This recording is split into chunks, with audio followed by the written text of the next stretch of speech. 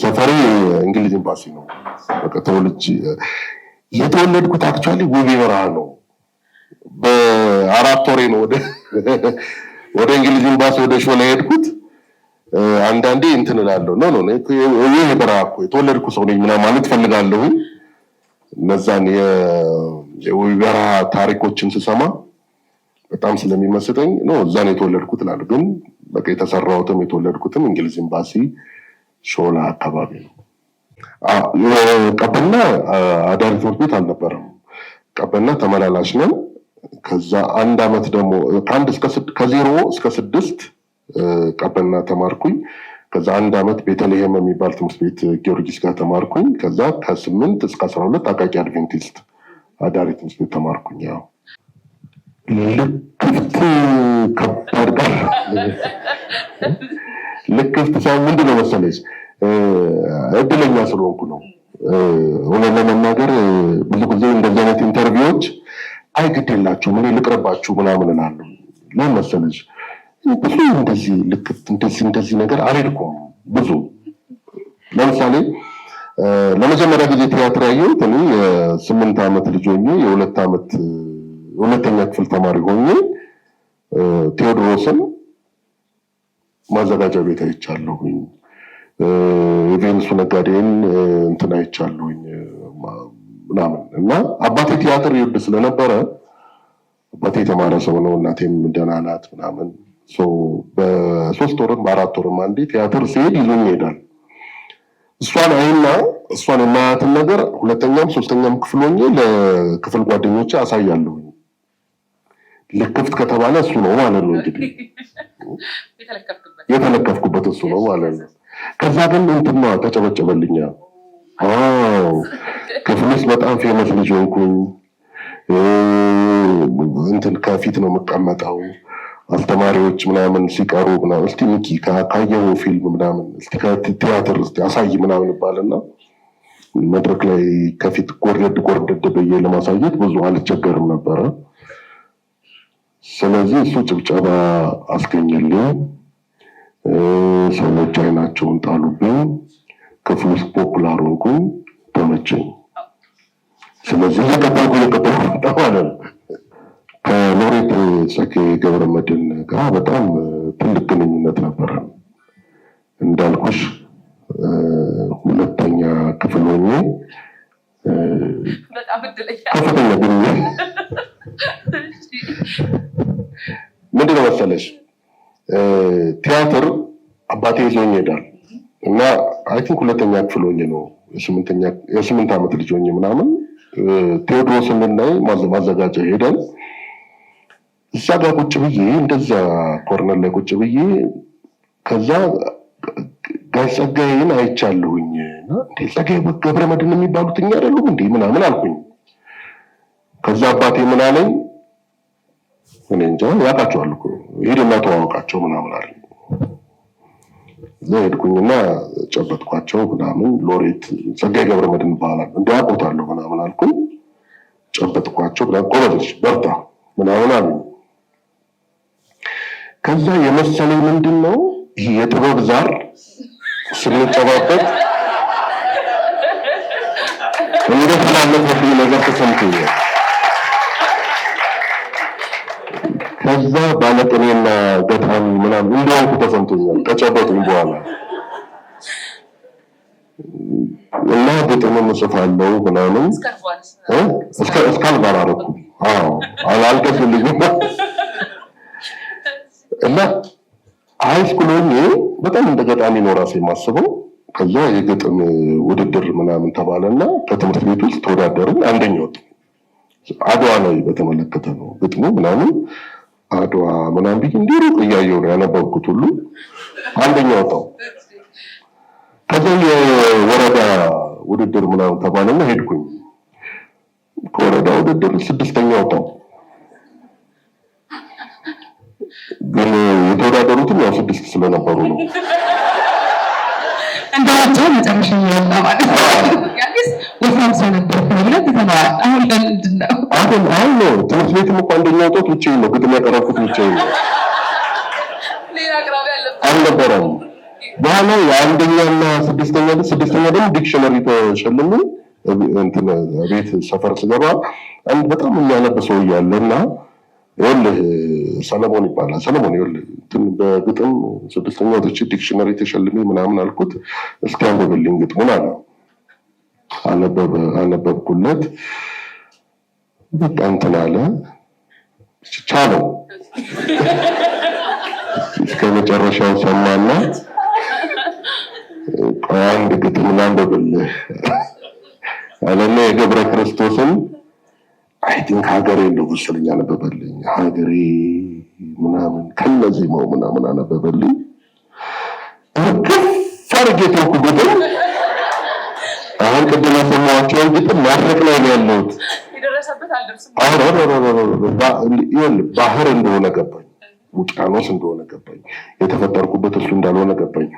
ማድነቅ ብቻ እንደተፈጠርኩ ለማድነቅ ብቻ እንደተፈጠርኩ ገባኝ። ከዛ ተውኩ። ይሄውን የቅድሞቹ ማን ነበር ግጥም ያነበበልኝ እንዴ? በጣም ሞቅ አድርጌ ሳጨበጭብ ነበር። እስካሁን አድናቂ ነኝ። እንግዲህ መክሊት መለየት ይባላል የተሰጠንን ነገር። ከዚህ እንደው ግጥም መክሊት አይደለም ብለህ ተውክና ወደ ትወና መጣ። የትወና መክሊትህንስ እንዴት አገኘኸው? እንዴት አገኘሁት መሰለሽ? ለምሳሌ አሳያለሁ የሆነ ሰራ ነበረ ምናምንና የሆኑ ሰዎች ይመጡና እንዴ ይሄ ልጅ ይለያል ነገር ይሉኛል። ይለያል ካሉኝ መካከል ማለት አለሙ ገብረአብ በሚባል ሰው ታውቂያለሽ አይደል? አለሙ ገብረአብ ማለት በጣም ትልቅ ተዋናይ። አለሙ ገብረአብን የሚያውቅ ማን ነው እስቲ? ጋሽ አለሙ ነው የሚለው አለሙ ገብረአብን። በቃ ይረሳል ማለት ነው። አይገርምም? በስንት ዓመት ልትረሱኝ ነው ማለት ነው እናንተ። የሚገርም አክተር፣ የሚገርም ዳይሬክተር ነው። የጓደኛ አባት ነው። አንድ ትምህርት ቤት ነበር ብንማረው ከአለሙ ገብረአብ ልጅ ጋር እና አንድ ቀን የሰኔ 30 የድራማ ስንሰራ መጣና ምን አለኝ፣ አይ አንተ በጣም አሪፍ ነው የምትሰራው፣ ይለያል፣ እንደ ልጆቹ አይደለም ምናምን አለኝ። ልክፍት ካልሽው እሱ ነው ልክፍቱ። ኦኬ ምናምን አልኩኝ። ማለት ሲሪየስ ነው አደነቀኝ። እውነት ለመናገር ታውቂያለሽ፣ ከዛ በኋላ እኔ የተጠራሁበት ልጆች የሚሰሩበት ለምሳሌ ወጣቶች በክለብ የሚሰሩበት የትምህርት ቤት ምናምን ሲጠሩ ቀርቼ አላውቅም። እኔ በዛን ቀን ነው በቃ አክተር ለመሆን የተመኘሁት ያለምኩት። ስለዚህ ከዛ በኋላ ምናልባት አንድ ሰው ሁለት ሰው ምናምን የሆነ ቀን ከምናምን ዓመት በኋላ እንደዚህ ሚኪኮ እንደዚህ ብሎ የሚል ሰው ለመፍጠር ብዬ ይኸው እስከ ዛሬ አንድ ቀን ቀርቼ አላውቅም። የወጣቶች ምናምን ሲባል ምናምን ፍጹም ቀርቼ አላውቅም። እሄዳለሁ። እዛ በኋላ ዩኒቨርሲቲ ቆይታ ምን ይመስል ነበር? ዩኒቨርሲቲ ስትመጣ እንዴት እንዳሰብከው ነበረ? ምን ነገሮች ቀጠሉ? ወይ ምንድን ነው መሰላቸው አሁን ምናልባት ዩኒቨርሲቲ ባልገባ ወደዚህ ወደ አርቱ ላልገባ እችል ነበረ። ምን ማለት መሰለሽ? ለምሳሌ እኔ አቃቂ አድቬንቲስት ነው የተማርኩት። ስለዚህ እንትን አልነበረም፣ የሚኒ ሚዲያ የቲያትር ክለብ ምናምን የሚባል ጠንካራም አልነበረም። ከግቢውም አልወጣም ቤዚካሊ። ስለዚህ ቲያትር ለመስራት የሆነ ሌላውን ዓለም ለማየት ምናምን ምንም እድሉ አልነበረኝም። ስለዚህ ማትሪክ አልፌ ዩኒቨርሲቲ ስገባ ቲያትር ዲፓርትመንት የሚባል ስሰማ በቃ አሁን ከነፍሴ ጋር ተገናኘው ብዬ ያየሁት ይሄ በቃ ዩኒቨርሲቲ ስገባ ነው። እኔ አይ ቲንክ ወደ 90% እርግጠኛ ነኝ ዩኒቨርሲቲ ባልገባ ኖሮ ሌላ ቦታ ነበርኩኝ። ያው ማትስ ስለማልችል አካውንታንት አልሆነም፣ ሂሳብ አስተማሪ አልሆነም። ምናልባት መጽሐፍ ማንበብ ስለምወድ ይሄ የሂስትሪ አስተማሪ ሆኜ የሆነ ትምህርት ቤት ጋሽ እንትና እየተባልኩ ነበር። ዩኒቨርሲቲ መግባቴ በጣም ጠቅሞኛል። ከራሴ ጋር ተገናኘሁ። አሪፉ ነገር ምንድን ነው መሰለሽ? ይሄንን ቤት የፈጠሩት ጋሽ ተስፋዬ ገሰሰ። ጋሽ ተስፋዬ ነበረ ቅስቀሳ የሚያደርገው እኛ ተማሪ እያለን ፍሬሽማን ላይ እንትን ይደረጋል። ልክ ፍሬሽማን ሰከንድ ሴሚስተር ሲሆን ሁሉም ዲፓርትመንት አስተማሪዎች ይመጡና እኛ ጋር ብትገቡ ምናምን ብሉ እንትን አካውንቲንግ ማለት ብዙ ብር ታገኛላችሁ፣ ህግ ማለት የሀገር ምናምን። ጋሽ ተስፋዬ መጣና እንዴት ባላችሁ ልጆች እኛ ግብጽ ምናምን አልፈልግም አንድ 4-5 ታለንት ያላቸው ካላችሁ ምን ነው ሌላ 20 ደቂቃ ሲያወራ 5 ደቂቃ ተከተልኩት፣ ሄድኩኝ፣ አወራሁት እና እንደውም በቃ ገርም ነው አልኩት። ወድጄዋለሁ ለካ እንደዚህ እንዳላላቅም ነበር ደስ ብሎኛል አልኩት። አይ አትሆንም አለኝ። እንዴ ለምንድን ነው ማለት ነው አልኩት። አይ ለምን ፈንዳ ለመድረስ የምትሆን ነገር አይደለም ማለት ነው። በቃ ቆንጆ ነው እናንተ ስሩት። እኔ ፈንዳ ነው ለማሰራው እንደምን ስለሆነ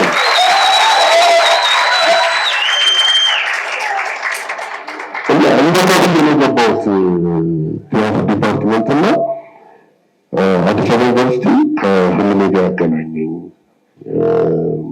አሁን ማንነቴን የፈጠረው ቦታ ነው ለማለት ነው።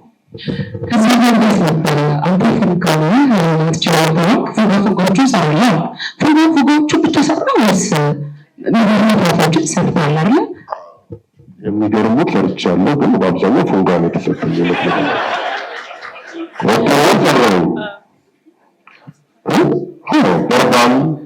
በርባንን ሰራው። በጣም አሪፍ እንትን በርባን ማለት ለምን ክርስቶስ ማለት እንትን ምን ሰው እኮ ለዚህ መድረክ ላይ ነው ደግሞ በርባንን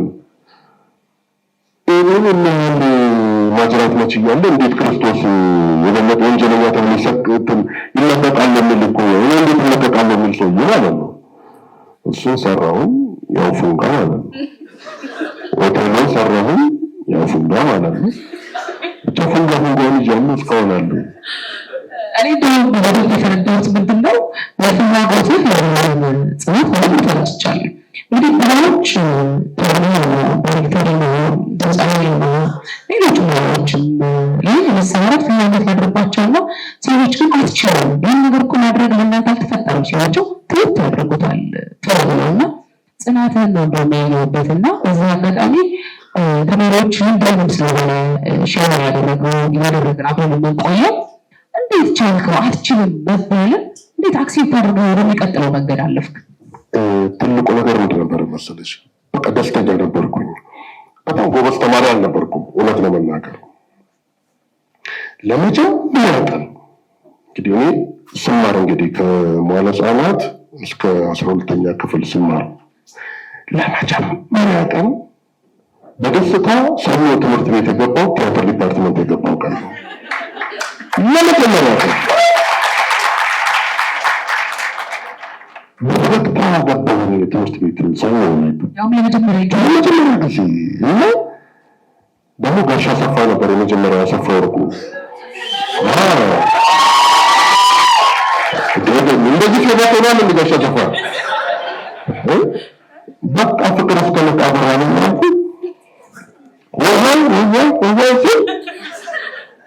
እንዴት ትምህርት ነው እና ከራስ ጋር መገናኘት የሚባለው ነገር እሱ ነው።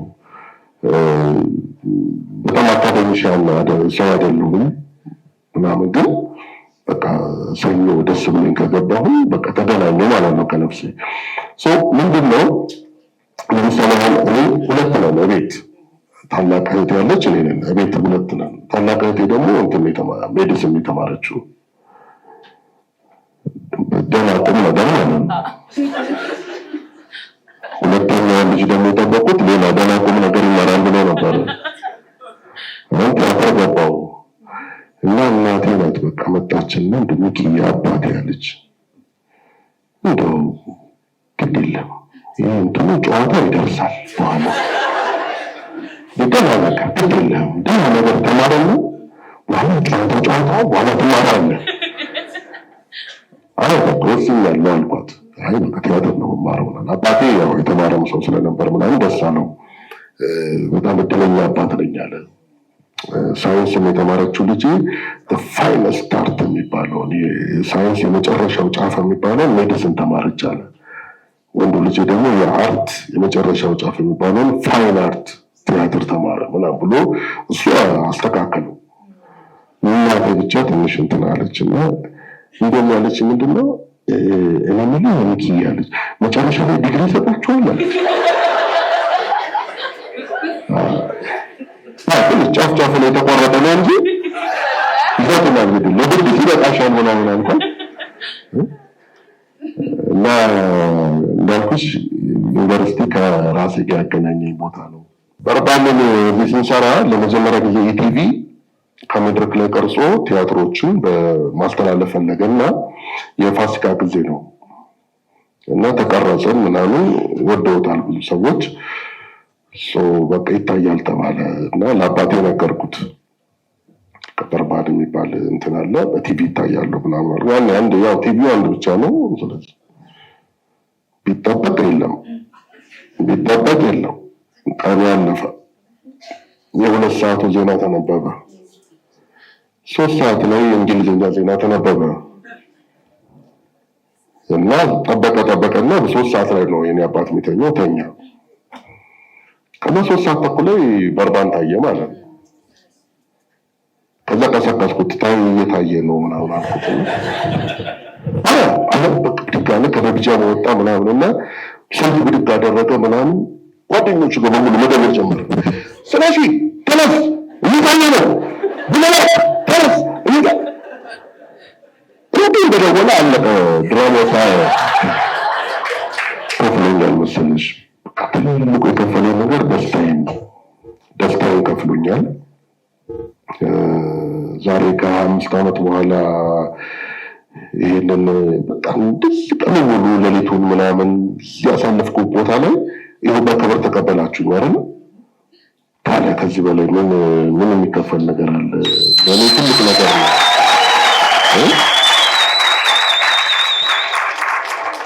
እንደዚህ አንድ ኤግዛምፕል ነው ዛሬ አጣጣመኝ እና ቦታ ቆንኩኝና እንትን ታርጌን ነቅለው ወሰዱት ትራፊኮች እና በቃ ነው ወደ 18 መኪና ነው ታርጋ ወሰድነው ምናምን ያሉ እንትን የፎከሩ ነበር እና ቅጣት ነው ምናምን ያሉ።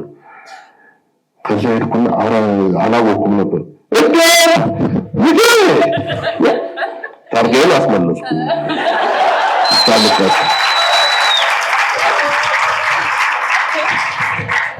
ታርጋን ባሻገር እንግዲህ የተለያዩ ካራክተሮች ነው የተጫወተው። በጣም እኔ እስከሚገርመኝ ድረስ የሆነ ስራ ላይ ሳይ ሌላ ሰው ነው፣ የሆነ ስራ ላይ ሳይ ሌላ ሰው ነው እና ከሚደጋገሙ ባህሪዎች መካከል አንዱ ነው። ስራዎችን እንዴት ነው ትመርጣቸው?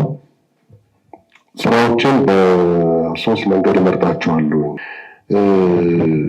አይ ቲንክ ሀምብል መሆን ያስፈልገናል ይመስለኛል።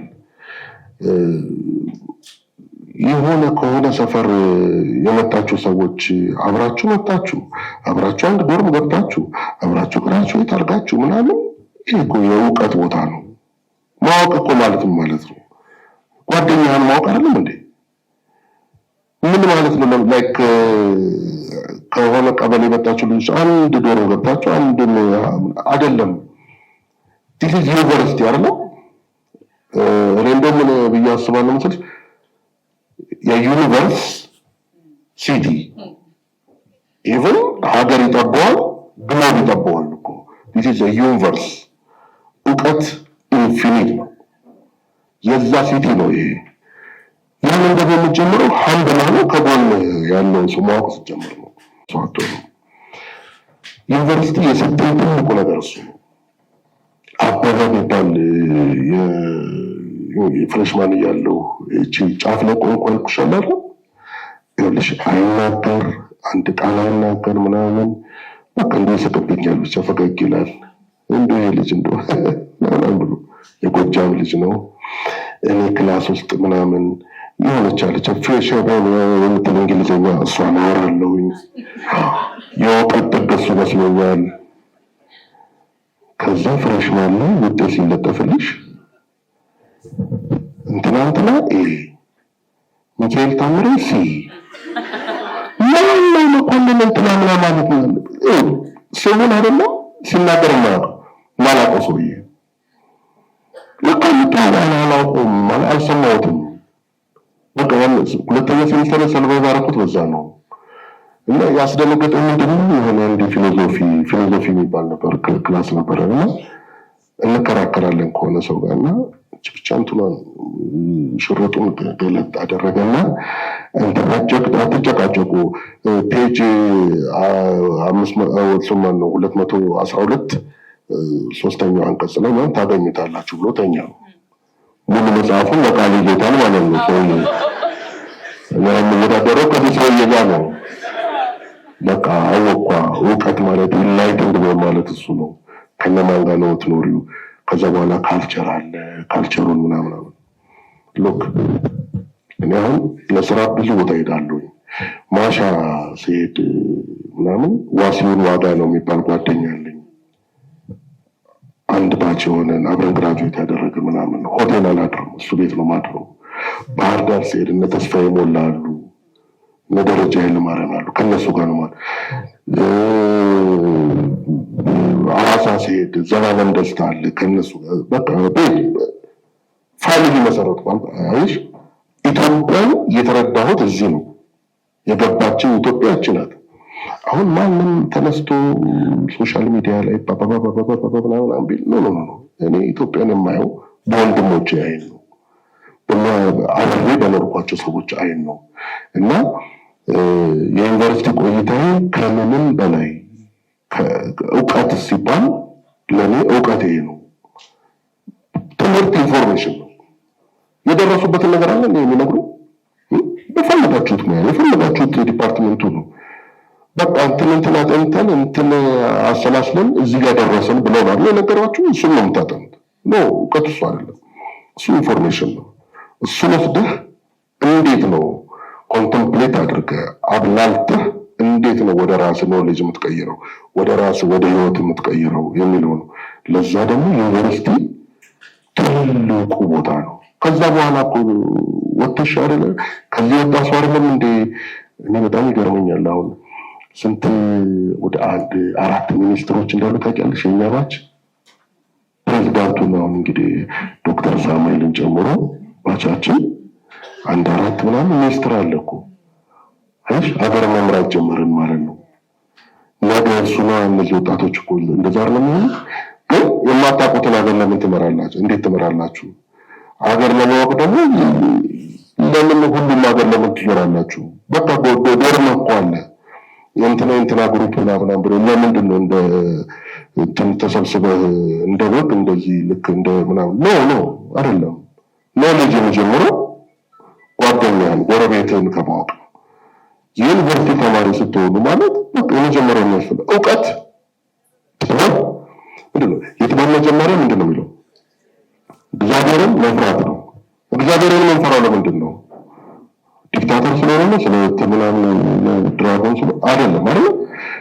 የጥበብ መጀመሪያ እግዚአብሔርን መፍራት ነው ስንል እግዚአብሔርን የምንፈራው ሀምብል ሆን ነው ስናው ነው እንጂ ድራጎን ነው እኮ ያልን አይደለም። ሰለሞን ሲጠይቅ ምንድን ነው ያለው? ምን ልስጠህ ሲባል ምንድን ነው ያለው? ጥበብን ነው አይደል? ፓወር እኮ ሊል ይችላል። የፈለግከውን እሰጥሃለሁ የተባለ ንጉሥ የጠየቀው ነገር ምንድን ነው? ጥበብን ነው የጠየቀው። ሀምብልነት ነው፣ ትሁትነት ነው። ምንም ነገር መጠየቅ ሲችል ጥበብን ጠየቀ። ይሄ አርስቶትል ፕሌቶን ጨምሮ ምንም የጻፈ የሮማ ኤምፓየር በለው የግሪክ ኤምፓየር በለው የተመሰረተበትን ዛሬ ዲሞክራሲ ህግ ምናምን የሚባለውን ነገር መሰረቱን የሰራ ሰውዬ የጥበብ ጫፍ ደርሱ ምንድን ነው ያለው? ይህማ ቃለ ማወቅ ነው አለ። ሀምብልነት ይፈልጋል። ስለዚህ እንደ ወጣት እኔ እንደው ዩኒቨርሲቲ ውስጥ እስካላችሁ ድረስ እናንተም ወጣቶቹ ነገ ትገባላችሁ። እናንተም ትልቁ ነገር ምንድን ነው? ሀምብልነት ይፈልጋል። ትሁት መሆን ይፈልጋል። ትሁትና ማለት ጓደኛህን መስማት ማለት ነው። በጓደኛ ጫማ ውስጥ ሆነህ የእሱን ፔን መስማት ማለት ነው። የእሱን ፔን ሼር ማድረግ ማለት ነው። አይደለም እንዴ? እዚህ ዩኒቨርሲቲ ገብታችሁ እሱን ኤክስፔሪየንስ ካላደረጋችሁ ክሽፈት ነው። ያችን እንትራን የተማርባትን ምናምን 4 ዓመት 5 ዓመት ምናምን የተማራችሁትን ይኸውላችሁ እንደፈለጋችሁ ብትመነዝሩት የተማራችሁትን 1/10ኛውን አትኖሩትም። እኔ ለምን 4 ዓመት ቲያትር እንደተማር በጣም ሁሉ ጊዜ እንደገረመኝ ነው። ምንድን ነው አሁን 4 ዓመቱን እንደ 1 ዓመት ኮርስ ሰጥ ኦልሞስት ያገኘሁትን በሙሉ ነው የሚሰጠው። ፊልም ትማራላችሁ ምናምን ፊልም ስኩል ተምሬያለሁ፣ ውጭ ልጅ ተምሬያለሁ ምናምን የሆነ ምናምን 30 ፊልም ሄደን ዲስከስ እናደርጋለን ምናምን ናቲንግ። ግን ኖሌጅ ማለት ራስህን ሀይል ታደርግና ጓደኛህን ትሰማለህ። እንዴት ይህን ኦፖርቹኒቲ አግኝታችሁ ከተለያየ ሀገሪቱ ኮርነር ላይ መጣችሁ እንዴት ነው የሆነ አብራችሁ አንድ ሃይስኩል አብራችሁ የተማራችሁ ልጆች እንደዛ እንደሆናችሁ ሌላውን ሳታውቁ የምትወጡት? በትናት ነው የሚሆነው ይሄ። እና ለእኔ ዩኒቨርሲቲ የሰጠኝ ነገር ይሄ ነው ለማለት ነው። ስሜታዊ ሆንኩ እንዴ? ምንድነው ፊታውራሪ ተክለሐዋርያት ማለት አድዋ የዘመቱ ናቸው። ከምኒልክ ጋር በጣም ቅርብ የነበሩ ናቸው ምናምን እና አድዋ ላይ ጣሊያንን ካሸነፉ በኋላ ዓለም ላይ ያለው የመጨረሻው እውቀት የኛ ነው ብሎ የሚያስቡ ነበሩ። የመጨረሻው በቃ እንደ ጣሊያን እኮ አሸነፍን ምናምን ብለው እና ከጦርነቱ በኋላ ፊታውራሪ ተክለሐዋርያት እንትን አላቸው፣ እጃቸው በጣም ሻርፕ ነው። ልክ የሆነ ነገር መገጣጠም ምናምን ይችላሉ ምናምን እና እኚህ ሰውዬ በቃ አሪፍ ናቸው፣ ውጭ ሀገር ቢማሩ ጥሩ ነው ብለው የአፄ ኃይለ ሥላሴ የራስ ተፈሪ አባት ውጭ ሀገር ልከዋቸው ነው። ውጭ ሀገር ሲልኳቸው ለመጀመሪያ ጊዜ አለማወቃቸውን አውቀው ያወቁበትን ሞመንት ነው የምነግራችሁ። አድዋ አሸንፈዋቸዋል። እነዚህ ሰዎች ወደ ፈረንጅ ሀገር ሊሄዱ ነው። ፈረንጅ ሀገር ምን እውቀት አለ ምናምን ብለው በጣም በቃ አየር ላይ በነበሩበት ሰዓት የሆነውን ነገር ማለት ብላችሁ አጭር ነገር ናት። ከራሻዎች ጋር ሊሄዱ ነው፣ ወደ በመርከብ ሊሄዱ ነው እና የባህር ውሃ ይላል። ራሳቸው ነው የጻፉት። ባህር የሚባለውን ውሃ ቀረብኩትና አየሁት። ጨው የበዛበት መሆኑን ሳላውቅ በፍኜ ዘከንኩትና ተጎነጨሁለት። ክፉኛ መረረኝ፣ ተሰቀቅኩ። የባህሩ ስፋት ለመገመት ከተራራ ላይ ለመውጣት አስመኘኝ። ተራራ ግን በቅርቡ የለም። ጅቡቲ የገባ ነው ሐምሌ ወር ውስጥ ነው ይመስለኛል። ሙቀቱ በጣም በርትቷል። ገላዬ ተደበደበና ተገሸላለጠ። ባህሩ እየሸሸ ተመልሶ ሲመጣ አሸዋው ላይ እየተኛው እታጠባለሁ። ባህሩ ላይ መርከብ የሚሉት ጉዳይ አይታይም። ጀልባዎች ብቻ ይታያሉ። ሸማ የተወጠረባቸው ጀልባዎች በነፋስ ኃይል እየተገፉ ሲንሳፈፉ እያየሁ እደነቃለሁ። ባለጀልባዎች አሳ እየለቀሙ ይሸጣሉ። 10 ያህል ቀኖች መርከብ ስንጠብቅ ቆየን። አንድ ቀን ጠዋት ሰዎቹ ተንጫጩ። መርከብ መጣ። ተንቀሳቀሱ፣ ተተራመሱ። ሁሉም ወደ ባህሩ እየተርመሰመሱ ሄዱ። እኔም ወደዛው ሮጥኩ። ከልካይና ፈንታ አጃቢዎቻቸው ናቸው። ተከትለውን መጡ። በባህር ውስጥ የተረበረበ ድንጋይ አገኘን። የመርከብ መውጫና መውረጃው ማለት ነው። ሰዎቹ ጣታቸውን እየቀሰሩ ይናገራሉ። ያቺ መጣች ይላሉ። እኔ ግን ምንም ማየት አልቻልኩም። እንዲህ ደግሞ ትልቁ መርከብ ነው፣ ምን ያህል ይባባላሉ። ክፉኛ ተበሳጩ። ሰዎቹ ሁሉ መርከቡን ሲያዩ ለምንድን ነው ያልታየኝ ብዬ ተናደድኩ። ፈንታይና ከልካይ ባትሪያቸውን እያነጣጠሩ ያመላክተኛል። እነሱ ለፈረንጅ እየተቀጠሩ ወደ ጅቡቲ እየተመላለሱ መርከብ ማየት ለምደዋል። እኔ ግን ከተፈጠርኩ መርከብ አይቼ አላውቅም። ጢስ ከጋራ ላይ አየውና ጠየቅኩ። ከልካይ ስቆብኝ አንተ ጋራ የምትለው እኮ መርከቡን ነው አለኝ። አፈርኩ። ጋራ የመሰለኝ ነገር እያደር ቀረበኝ። በኋላም በውሃ ላይ የተንሳፈፈ ደህና ሆኖ ታየኝ። በመጨረሻም ቆመ። ጀልባዎቹ እየተሽቀዳደሙ ወደ እነሱ አመሩ። መርከቡን ሳስተውል ብዙ ቆየሁ። ምንም አልተናገርኩም። ጠሊቅ ሀሳብ በልቤ ውስጥ ገባና አስተከዘኝ። ተቆጣሁ። በማን ነው የምቆጣው? እንጃ። ብቻ ማልቀስ ከጀለኝና አልጎመጎምኩም። ኧረ እንደዚህ ባህር ማዶ ስንት ብልሃት ሲፈጠር ከደጋውና ከሀገራችን ላይ ተጎልተን ምንም ሳልናቅ የቀረነው በምን ምክንያት ነው? ወይኛ ምንኛ ተበልጠናል። ይህ ሁሉ ጉድ ሲፈጠር ኧረ የኛ አባቶች ስለምን ምንም ሳያደርጉ ቀሩ እያልኩ ተቆጨው። እንባዬ መጣብኝ ይላሉ።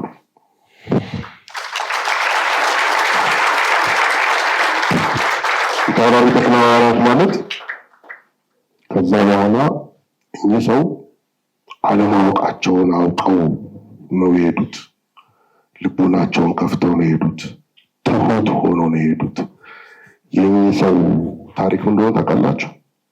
ከዛ በኋላ ለ40 ዓመት እየወተወቱ አይደለም አድዋ ላይ እንደምታውቁት ብቻ አይደለም ዓለም እየተለወጠች ነው ማወቅ አለብን እያሉ እየወተወቱ ጣሊያን በ40 ዓመቱ መጥቶ ወሮ አሸነፈን። እየወተወቱ መጽሐፉን ስታነቡ ታገኙታላችሁ። ጣሊያን እንኳን መጥቶ ሊግ ኦፍ ኔሽን ላይ የኢትዮጵያ አምባሳደር የነበሩ ናቸው። አሜሪካ ላይ የኢትዮጵያ አምባሳደር የነበሩ ናቸው። ጭሮ የሚባለውን ታሰበ ተፈሪን የመሰረቱ ናቸው። ብዙ ታሪክ የሰሩ ሰውዬ ናቸው። የመጀመሪያውንም ቲያትር የሰሩት እሳቸው ናቸው እኮ። የመጀመሪያውን ቲያትር እኛ ሙያ ብለን የጀመርነውን ቲያትር ለመጀመሪያ ጊዜ የጻፉትም እሳቸው ናቸው። ልጅ ኢያሱን ለመምከር ፋቡላ ብለው የመጀመሪያ የጻፉ ናቸው። መነሻቸው ግን ተርኒንግ ፖይንታቸው እቺ ነበረች፣ አለማወቃቸውን ማወቃቸው። ስለዚህ በትህትና ራሳችሁን በዛ መንገድ ከያዛችሁ በእርግጠኝነት ከዚህ ውስጥ በጣም ኢትዮጵያ ሊቀየር የሚችል ብዙ ወጣቶች እናገኛለን ብዬ አስባለሁ። ስለጋበዛችሁኝ በጣም አመሰግናለሁ። እኛም እንግዲህ ስለተገኘ ከልብ እናመሰግናለን። ወደዚህ እንግዲህ አሁን የምጋብዘው የባህል ማዕከሉ ስራ አስኪያጅ የሆኑትን ረዳት ፕሮፌሰር ተስፋዬ እሸቱን ወደዚህ ወደ መድረኩ እንድትጋብዙልኝ እጠይቃቸዋለሁ። ለእንግዳችን የምስክር ወረቀት ይሰጣል። እስካሁን ግን የዘነጋሁትን ነገር ልንገራችሁ። ሰዓሊ ላመስግነው ፋንታሁን በቀጥታ የሚኪን ስዕል እየሳለ ነበርና እባካችሁ አመስግኑልኝ። እስካሁን ዘንግቼ ነበር፣ ይቅርታ አድርጉልኝ። አላለቀም እኮ ዝግጅታችን አላለቀም። ሚኪ አክብረን ስለመጣ በጣም እናመሰግናለን። ቅድም ስለ ባህል ማዕከል ሲነሳ እኛ ምስጋናውን ወሰድ ነው እና በየሳምንቱ ልክ እንደ ቤታቸው የሚሰሩ ልጆች አሉ። እነዚህ በአንድ አዲስ እያቋቋምን ነው። ናፕ ያለ እና አስራት አሉ፣ እነ ናወድ አሉ፣ እነ ዮብ አሉ፣ አዳዲስ ልጆች አሉ። እነሱንም ባካችሁ አመስግኗቸው። አሁን የከበደን በየሳምንቱ ፕሮግራም ማዘጋጀት ሳይሆን እንግዳ ማግኘት ነው የከበደን እና ሰዎቹ 2 ሳምንት አድርጉት 3 ሳምንት አድርጉት ይላሉ። እኛ ደግሞ በሳምንት እንዴት ስለዚህ ምሽት ማዘጋጀት ይከብዳል እያልን እየታገልን ነው። በዚህ ረገድ ሚኪን ማመሰግነው ዛሬ ስለመጣ ሳይሆን ሚኪ ሁሌም ይሄ ዩኒቨርሲቲ በጠየቀው ቁጥር አንድ ቀን ኖ የሚል ነገር ከወጣው አያውቅምና ሚኪ በጣም ስለምታከብረን ደግሞ ሚኪ ቅድምም እንዳለው ባይዘው ለቲያትር ብቻ ተማሪዎች ብቻ አይደለም አርአያነቱ ሙያን መያዝ አጥብቆ መያዝ አንቱ ያስብላል አይደለም። በኬሚስትሪም ይሁን ፊዚክስም ይሁን ማቴማቲክስም ይሁን ካያስከው ያስከብራል፣ አንቱ ያስብላል። በዚህ ረገድ ምናልባት ሚኪ ቅድም አላነሳውም ከሱ ጋር የጀመሩ የቀሩ ልጆች አሉ። ዛሬ ግን ሚኪ ለኛ አይከን ነው። ለቲያትር ተማሪዎች ለቲያትር ተማሪዎች ብቻ ሳይሆን ለሁላችን ስለ ሙያ መከበር ካነሳን ሚኪን እናነሳለን። ሚኪ በድጋሚ ስለመጣ በጣም እናመሰግናለን። ዩኒቨርሲቲ ምንም አይሰጥም፣ ግን ሪኮግናይዝ ያደርጋል። ሁሌ ስንጠራ ስለምትመታልን ሚካኤል ሁሌ ስለምታማክረን አዲስ አበባ ዩኒቨርሲቲ የባህል ማዕከል ያደክበት ባህል ማዕከል በጣም እናመሰግናለን ብሎ ሪኮግኒሽን ሰርቲፊኬት ኦፍ ሪኮግኒሽን ሰጥቷል። እናመሰግናለን።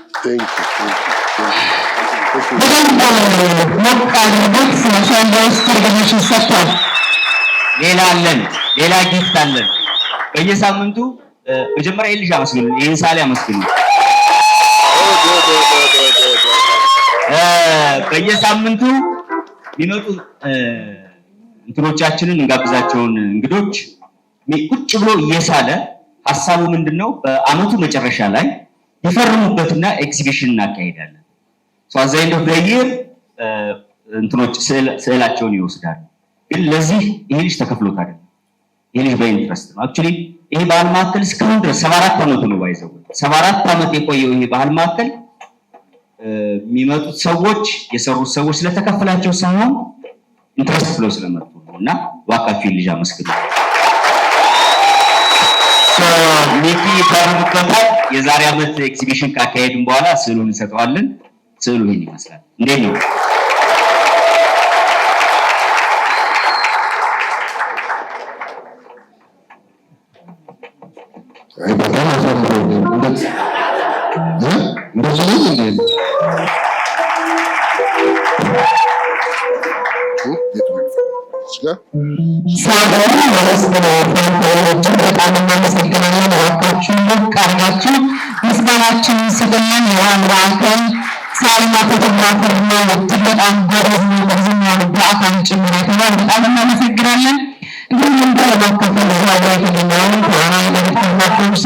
ሚካኤል ታምሬ ጓደኞች ተከታተሉ።